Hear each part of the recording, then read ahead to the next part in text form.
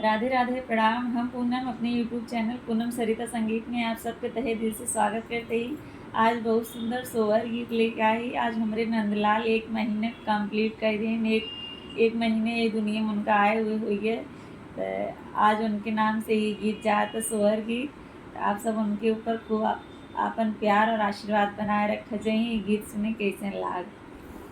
तोहरे जन्म ले भाई उजियार जुग जिया हो लाल, जुग जिया हो लाल।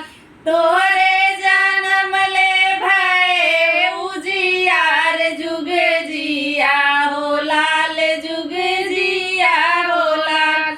तो